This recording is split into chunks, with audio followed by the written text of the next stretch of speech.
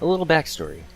In 2017, I was with a couple of friends at the arcade for my birthday when we came across Maximum Tune 5, brand new to North America at the time.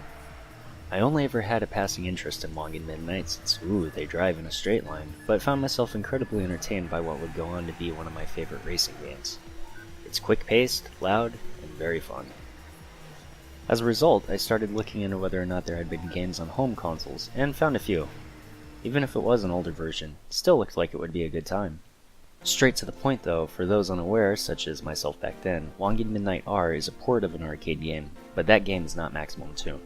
At first glance, you see similarities and hear familiar sounds, but these life bars would be the first signal that this was going to be different. WMR is a lot closer to Shutoko Battle, or Tokyo Extreme Racer, sharing more than just the developer Genki. Initial disappointment aside, I'd figured I'd try this out and see what they have to offer instead of Namco. Wangan Midnight is a Japan-only game, but if you don't have a way of breaking the region lock on your PS2, emulation works fine, to a point.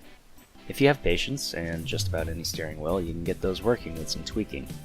With default settings, it felt like there was such a huge dead zone, or super low sensitivity, one of the two, so I dropped my wheel's range from 900 degrees to 180, and that seemed to work out.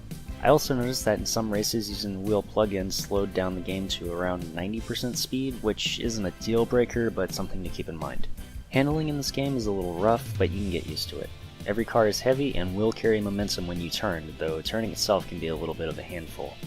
On a controller, tapping the D-pad is usually enough to weave through lanes, but the analog stick will function a lot better for ramps and curves.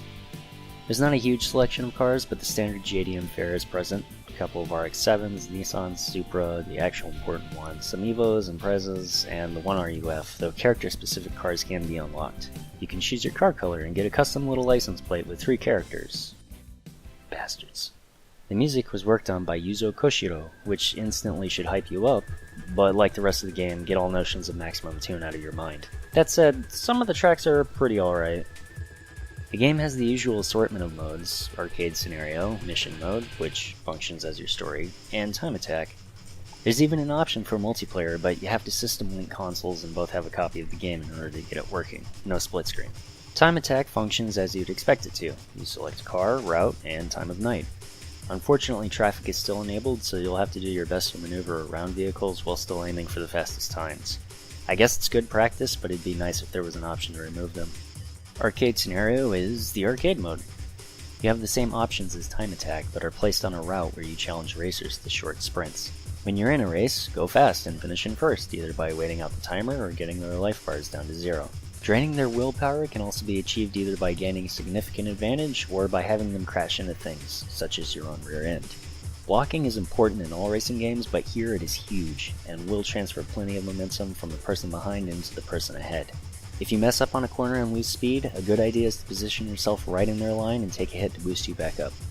If you lose a race, you can continue as many times as you'd like, and you're given a handicap in the form of the rival's persistent loss of life, stamina, gas? The bar is smaller. After a bunch of races, Akio shows up. Once you beat him, you're in the arcade mode. Mission mode puts you in races based on events in the Wangan Midnight manga. Most of the time you'll be driving the Devil Z as Akio, but a few place you behind the wheel of the Blackbird. Each chapter is finished by completing an objective, usually being in the lead, though 2 in particular stand out. Series 3 has you reaching 300 km per hour at the end of this tunnel section, which it feels like you have to hit spot on in order to hit it before you run out of distance. There were quite a few times where I was at 297 or 299 and hit 0 meters remaining. The second one is Series 8, which has you give chase to the Devil Z in an R32, but you cannot exceed 100 meters behind or ahead of him. This can cause problems as the AI likes to brake hard on turns and can veer into traffic, so there are 2 ways to complete this one.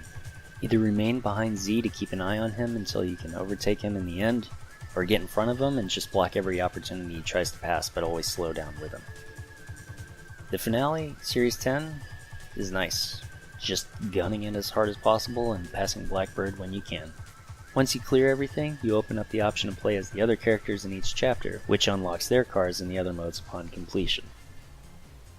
Wangan Midnight R is pretty alright overall, though I'd recommend it more for a fan of the series or someone wanting another PS2 Shutoko battle than the casual racing player. It won't scratch that Maximum Tune itch, but I had enough fun to say it's worth looking at.